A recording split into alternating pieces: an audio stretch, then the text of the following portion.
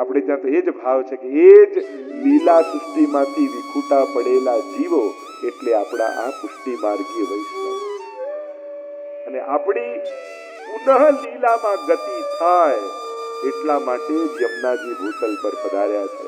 नेह कारण श्री यमने प्रथम आई भक्त के चित्त की वृत्ति सब जान के ताते अति आतुर जुधाई. 41 પદમાં જો પ્રેમને કારણે યમુના ઠાકોરજી તો પછી આવ્યા, યમુનાજી પહેલા આવી ગયા. પપ્પા પછી ઊભા થાય પણ બાળક પડવા જતું હોય તો મા પહેલા દોડીને પકડી લે.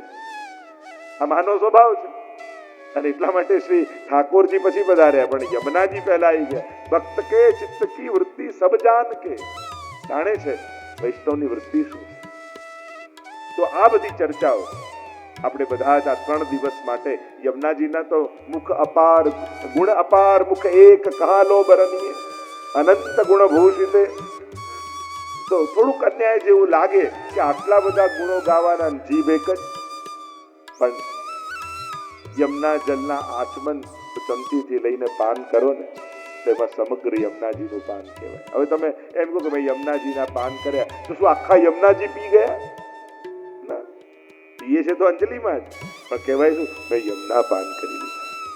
તો આ ગુણગાન પણ એવા જ છે કે જ્યારે યમુનાજીના પાન કરો છો ત્યારે યમુનાજી તમને આટલા જ નથી મળતા, એ તો પૂરા જ મળે. એટલે એ સમજી લો, આ અલૌકિક તત્વોમાં માત્રા ના જોવાય, એની સાઈઝ ના જોવાય. એમ હોય કે ઠાકોરજીને જે મોટો ઠોર ધરે એના પર ઠાકોરજી વધારે કૃપા, અડધો ધરે તો 50% કૃપા, એનાથી નાની મઠડી બનાવે તો 25% કૃપા. આમ જેનો લીટરનો કટોરો હોય દૂધનો કે આના પર 100% કૃપા, પેલા તો 500 ગ્રામનો છે, પેલા તો 250 ગ્રામનો, આ રીતે કૃપા હોય.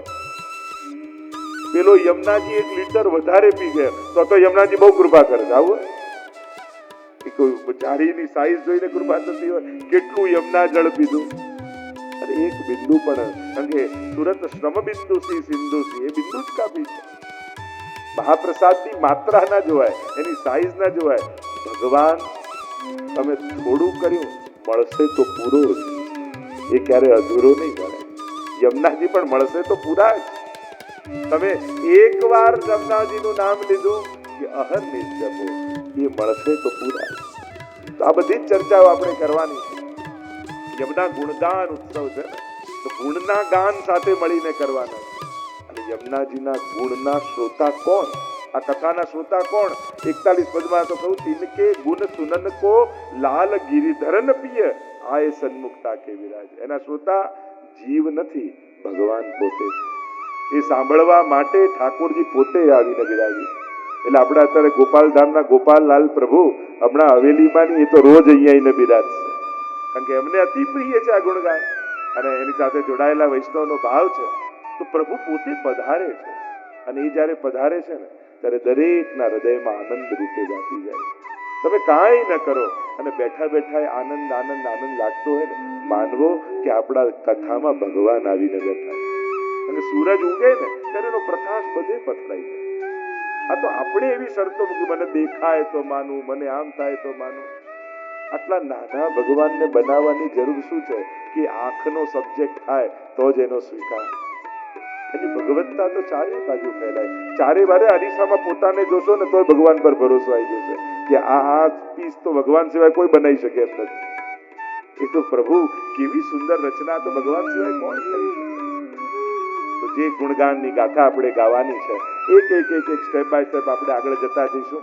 કારણ કે ગુણગાન જ્યારે કરો છો તો નામ, રૂપ, લીલા, ધામ આ ચારેયના ગુણ ગાવા પડે, નહીં તો કથા અધૂરી રહી જાય. નામથી શરૂઆત થાય. નામ મહિમા એસી તું જાનો. 41 પદમાં નામનોય મહિમા છે, રૂપનોય મહિમા છે, લીલાનોય મહિમા છે, ધામનોય મહિમા છે. શ્યામ સુખ ધામ જહાં નામ ઇનકે. 41 પદમાં જ્યારે તમે જો ગાતા હો છો ત્યારે આ ચારેયનો મહિમા, એટલે જ 41 કહીએ ને. કેમ 41 નો મહિમા શું છે?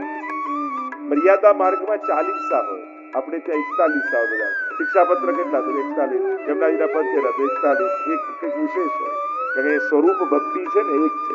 4 અને 1, 4 અને 1, એટલા બધા ભાવો બતાવ્યા 41 ના. પણ ઘણા બધા ભાવો છે, એની ચર્ચા કરવા જઈએ તો ઘણો સમય જોઈએ. નામ રૂપ લીલા ધામ કોઈ એક ના ગાવા જેવા છે તો યમુનાજી છે, યા ધર્મ અર્થ કામ મોક્ષ ચારે પુરુષાર્થ કોઈ એક દ્વારા સિદ્ધ થતા હોય તો યમુનાજી. 4 1 4 1 4 એમ 41 ના ઘણા ભાવ થઈ છે.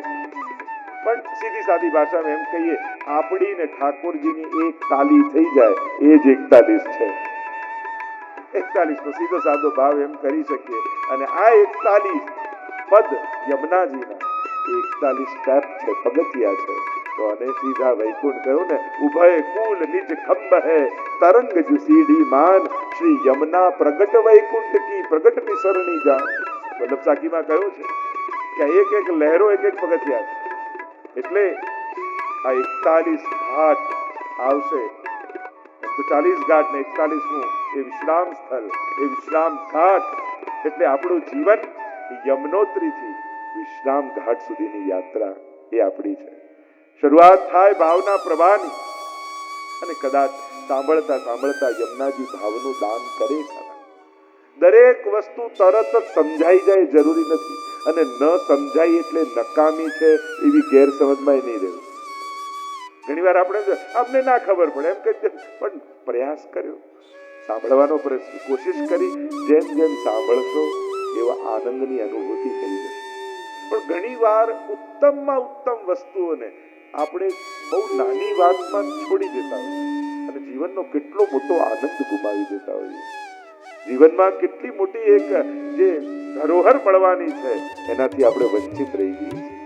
એટલે કોઈ વસ્તુ જ્યારે તમને સત્ય લાગે છે, ઉત્તમ લાગે છે, તો દરેક વસ્તુ ના સમજાય તરત. આ તો સાંભળતા સાંભળતા કરતા કરતા સમજમાં આવવાના. ઘણી વાર લોકો એમ કે અમને આ સેવા આવડતી નથી ને એટલે પધરાવતા નથી. કેટલો ઊંધો લોજિક. કરો તો આવડે કે આવડે પછી કરવાની હોય? કરો તો આવડી જાય, ગાઓ તો આવડી જાય. જેમ નાટક નથી આવડતું એ નથી કરતા તો 2 વાર વધારે કરો તો જલ્દી આવડી જાય. મૂકી દેવાથી તો ક્યારે આવડવાનું નથી. ન આવડતું એ વસ્તુને વધારે વાર કરાય, જેથી શીખી જવાય. આપણે લોજિક જ ઊંધા આપીએ. નથી આવડતું ને એટલે નથી કરતા. કોઈ શીખીને ઉપરથી થોડું કરતા કરતા કરતા શીખી જાય.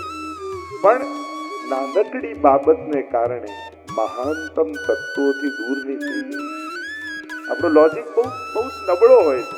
તરતા આવડતું નથી એટલે પાણીમાં કૂદતા જ નથી. અમે કૂદે તો તરતા આવડે ને. આપણે કોઈ એમ કહે મને તો પાક્કું આવડી જાય પછી જ પાણીને ટચ કરીશ, એના વગર તો પાણીને અડવું જ નથી. તો ક્યારે જવાય? અંદર ઉતરો એટલે ધીમે ધીમે તરતા શીખી જવાય. પણ એવી અપેક્ષામાં રાખો કે આવડે પછી પાણીને અડીએ તો ક્યારે નહીં આવડે. સમજ ઉત્તમ રાખો, ઉત્તમ વસ્તુ પ્રત્યે ઉદાસીન ન રાખો. અને એક બહુ મોટી ગેરસમજ એવી આપણને, આ પુષ્ટિ માર્ગમાં આપણને ખબર ના પડે. કાંઈ એવું કોઈ રોકેટ સાયન્સ નથી. સાવ સરળ જ છે, સિમ્પલ જ છે. પ્રેમ છે, વ્રજભક્તોને યાદ કરો અને વ્રજભક્તો જે રીતે પ્રભુને પ્રેમ કરે છે એ રીતે પ્રેમ કરો. બીજું કાંઈ કોઈ ગણિત નથી. પણ એક ધારણા વડીલોએ, મોટાઓએ, લોકોએ એવી ગુસાઈ, તમને ખબર ના પડે, તમે હમણાં આવતા નહીં. અને પધરાવણીમાં તો એવું જ થાય. બહેનોએ પહેલેથી ભાઈઓને સમજાય, જો તમને બોલતા આવડતું નથી આગળ આગળ આવતા નહીં, પાછળ રહેજો. હું કહું ત્યારે આવજો હાથ લગાડવા માટે. પેલાને બોલાવીએ તો દૂર દૂર ફરતો હોય. અમને એમ થાય કે આવતા કેમ નથી? તો પહેલેથી કલાકની ઇન્સ્ટ્રક્શન એવી મળી ગઈ હોય, હવે આવશે, બોલશે તો શીખી જશે. આમાં કાંઈ કોઈ એવું અઘરું નથી. સિમ્પલ. લોકો કે ડોક્ટર થઈ જાય, લોયર થઈ જાય, સીએ થઈ જાય, કેટલું અઘરું ભણી લો છો. આમાં તો કાંઈ કરતા કાંઈ નથી. સહજ શુદ્ધ પ્રેમ સાથે આગળ જઈએ તો કાંઈ કોઈ ગણિત નથી. પણ પ્રભુનો એ આનંદ અનુભવ કરાવવો કેટલી મોટી વાત છે. જીવનમાં ઘણી વાર એવો સમય આવશે કે દરેક માણસો પરથી ભરોસો ઉઠશે. એવા સંજોગો આવશે. સગા સ્વજનો નિકટના હોય ને એનોય વિશ્વાસ નહીં રહે. અને આજે થાય છે એવું. આજે હૃદયની વાત કોની આગળ ખુલીને કહેવી એવા ખભાઓ જ નથી રહ્યા. ભલે નિકટના સંબંધી હોય તો ડર લાગે કે આને કહીશું તો 4 જણાને કહી આવશે, આપણી મજાક કરે. આજે એવા ખભાઓ નથી રહ્યા કે જ્યાં દિલ ખોલી શકાય, માથું મૂકીને રડી શકાય. ક્યાં માણસ છે? ભગવાન પર ભરોસો હશે તો એવા સમયે ભરોસો બહુ કામ લાગે. પ્રભુ પરનો એ વિશ્વાસ તમને તમારા નબળા સમયમાંથી પાર ઉતારી દે. કોઈ હોય ન હોય, મારો ઠાકોરજી મારી સાથે છે, એ જે વિશ્વાસ છે એ ગમે તેટલો લોકો એમ કહેતા હોય કે મારે કોઈની જરૂર નહીં, મારી લાઈફ છે, મારી રીતે જ રહીશ, મને કોઈએ કહેવાનું નહીં, મને બધી ખબર છે. ઇન્ડિવિજ્યુઆલિટી અત્યારના સમયનો બહુ મોટો રોગ છે. એમ થાય મારે કોઈની જરૂર નથી, અને પડવાની છે ઘરના લોકોને, નહીં તો બાર ફ્રેન્ડ સર્કલની પડશે. ક્યાંક તો હસવા માટે 4 જણા જોઈશે અને ક્યાંક રડવા માટે 2 જણા જોઈશે. માણસને માણસ વગર થોડી ચાલવાનું છે. તકલીફ અત્યારની એ હોય, ઓળખતા નથી, જેને લાઈક કરવા જેવા નથી, ઓળખતા એને લાઈક કરીએ ફેસબુકમાં, અને ખરેખર સામે છે એને લાઈક જ ના કરી. પણ ચાલતા ચાલતા પડી જશો ને તો ફેસબુકનો ફ્રેન્ડ દોડતો નહીં આવે, બાજુમાં જે મા બાપ ઉભા છે ને એ જ હાથ પકડવાના છે, જેની જોડે જોડે ચાલી રહ્યા છે. મહત્વની વાત એ છે, સ્વજનોનો પ્રેમનો રિસ્પેક્ટ કરતા શીખો, કે જે તમારા માટે અડધી રાતના જાગે છે, જે તમારા માટે ચિંતા કરે છે. તમને એની ચિંતા બંધન લાગતી હોય કે આ શું બંધન? આ બંધન નથી, મા બાપની ચિંતા છે. આટલું વાંચ્યા પછી જે વ્યક્તિ મા બાપના મન ન વાંચી શકતો હોય એનાથી મોટો અભણ બીજો કોઈ નથી દુનિયામાં. કે તમને એની ચિંતા સમજવા નથી આવતી. એ પ્રેમ કરે છે એટલા માટે જાગે છે, એટલા માટે ટોકે છે કે તારું અહિત ન થઈ જાય. આ લાગણીનો કદર કરતા હું ત્યાં સુધી કહીશ, મળવા કોઈ મહેમાન ઘરે રૂબરૂ આવ્યો હોય ને તો એની સામે અડધો કલાક બીજા જોડે ફોન પર વાત ન કરતા, કારણ કે એની હાજરીને રિસ્પેક્ટ આપજો. એ પણ ફોન કરી શકે છે, પણ એ બધું છોડી આટલું પેટ્રોલ બાળી તમારા માટે તમારી સામે આવીને બેઠો છે તો એની હાજરીને રિસ્પેક્ટ આપજો. ઘણી વાર એ બિચારો કલાક માટે અડધો કલાક આપણે બીજા જોડે જાય, જે છે નહીં અહીંયા, જે રૂબરૂ આવ્યો છે એની હાજરીને રિસ્પેક્ટ આપજો. તો જે ચર્ચા આપણે કરી રહ્યા છીએ, મૂળ ચર્ચામાં નામ, રૂપ, લીલા અને ધામ અને શ્રી યમુનાજીના જ્યારે ગુણ ગાવાના, પણ સાથે સાથે જીવન ઉપયોગી કોઈ વાત સ્મૃતિમાં આવશે તો એની પણ ચર્ચા કરીશું. કારણ કે આ બધું છેલ્લે તો એના માટે જ છે ને કે આ જીવન પ્રભુને લાયક બની જાય, ઠાકોરજીને લાયક થઈ જાય. આપણે તો પ્રભુ આગળ હંમેશા 2 હાથ જોડીને એમ જ વિનંતી કર્યું કે પ્રભુ મને આપ બહુ ગમો છો, પણ મને પણ એવો બનાવો ને કે હું પણ આપને એવો જ ગમવા લાગુ. મને જોઈને આપને પણ હરખ થાય જો મારો વૈષ્ણવ આવે. આए मेरे नंद नंदन के प्यारे, माला तिलक मनोहर बानो, त्रिभुवन के उजियारे. વૈષ્ણવને આવતા જોઈને કેવું વૈષ્ણવને હરખ થાય. એમ સીડીઓ ચડતો હોય ને હવેલીની તો ઠાકોરજી ઊંચો કરીને થઈને જોતા હોય મારો આવ્યો કે નહીં. પ્રભુને જેની પ્રતીક્ષા હોય અને પ્રભુ જે નિયમથી જતા હોય ને એની રાહ તો ઠાકોરજી પણ જોતા હોય. ઘણી વાર મેં તો જોયું, જે નિયમથી વૈષ્ણવ આવતા હોય ને એ દિવસે એ મોડા થયા હોય તો દર્શને મોડા બંધ થાય. કાંઈ ને કાંઈ એવું થઈ જાય કે તેરો જ ના આવ્યો, એટલે એમ લાગે કે ઠાકોરજીની રાહ જુએ. આ નાના નાના ઇમોશન્સ, ભાવનાઓ છે એ ભગવાન જોડે આપણને જોડીને રાખે. આધ્યાત્મને સ્વીકારીને કોઈ ઇવેન્ટ ન બનાવો કે કલાક આમ કરવાનું, વર્ષે એકવાર આમ કરવાનું. એ જીવનમાં વણાયેલો વિષય છે, એ જીવનનો એક ભાગ છે. એ દવા નથી, ભોજન છે. દવા બીમારી હોય ત્યારે ખાઈએ, બીમારી જાય ત્યારે મૂકી દઈએ, પણ ભોજન વગર તો જીવાય જ નહીં. એમ આધ્યાત્મિકતા એ ભોજન જેવું છે, એને દવા જેવું ના બનાવો. તકલીફ આવી, હવે લાવ પૂનમ ભરી આવું. પ્રોબ્લેમ આવ્યો, લાવો યમનાષ્ટક કરું. એને આવી દવાની જેમ ના વાપરો, એને જીવનનો એક ભાગ બનાવી લો કે આ જીવનનો એક હિસ્સો છે, આના વગર મારું જીવન અધૂરું છે. તો શ્રી યમુનાજીના જે ગુણગાન કરવાના છે, સૌથી પહેલા યમુનાજીના સ્વરૂપની થોડીક ચર્ચા કરીએ. 41માં તો પ્રવેશ, આ 41 પદનો સાર જ હું તમને કહીશ અને એમાં જે વણાયેલું છે બધું. તો આ બધી ચર્ચાઓ આપણે કરીશું. નામ દ્વારા રૂપ, લીલા અને ધામ.